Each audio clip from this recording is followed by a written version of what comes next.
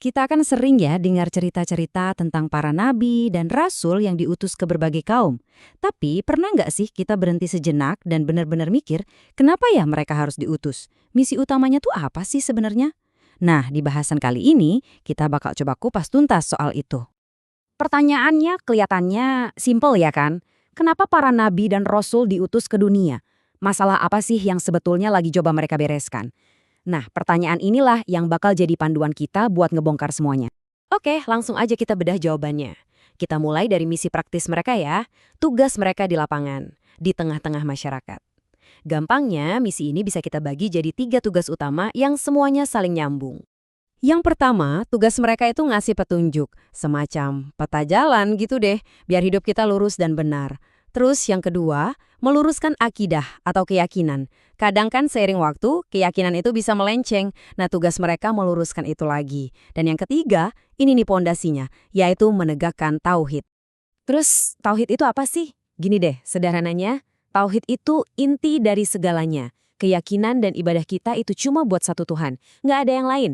Inilah pesan utama, benang merah yang nyambungin semua rasul dari zaman dulu sampai yang terakhir. Nah, ini nyambung ke poin yang krusial banget. Kenapa misi ini perlu diulang-ulang?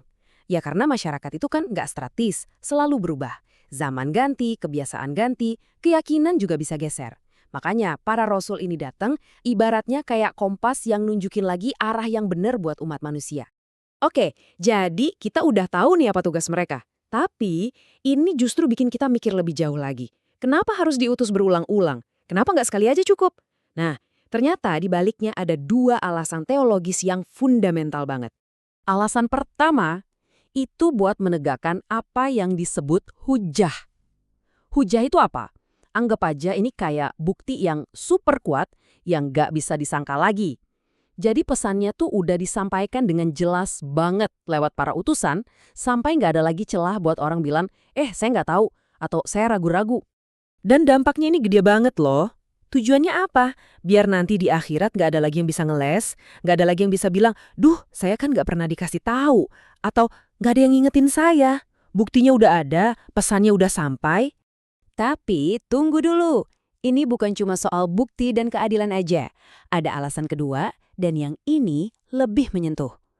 Pengutusan berulang kali itu ternyata juga wujud dari kasih sayang Tuhan. Ini adalah caranya buat mastiin kalau cahaya kebenaran itu nggak akan pernah mati di bumi dan selalu ada untuk tiap generasi. Coba deh kita bayangin ya, tanpa ada bimbingan, kebenaran itu ibarat lentera yang apinya makin lama makin kecil, bisa-bisa mati ketiup angin zaman. Nah, para utusan ini datang buat nyalain lagi api di lentera itu, mastiin cahayanya tetap terang benderang buat generasi-generasi berikutnya. Jadi, kalau kita simpulkan, misi para rasul ini punya 2 sisi mata uang ya. Satu sisi, ini adalah panduan yang praktis banget buat hidup kita sehari-hari. Tapi di sisi lain, ini juga bukti nyata dari rahmat sekaligus keadilan Tuhan. Jadi jelas banget kan sekarang, pengutusan para rasul ini bukan kejadian acak. Ini adalah sebuah sistem dari Tuhan yang dirancang dengan sempurna. Tujuannya buat ngasih petunjuk, buat benerin yang salah, buat negakin keadilan, buat nunjukin kasih sayang, dan yang paling penting dari semuanya, buat ngejaga api kebenaran itu biar terus menyala, nggak akan pernah padam. Nah, ini semua ninggalin kita dengan satu pertanyaan penting buat direnungkan.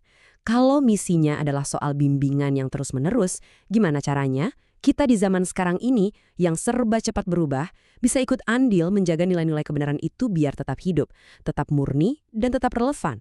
Coba deh kita pikirin sama-sama.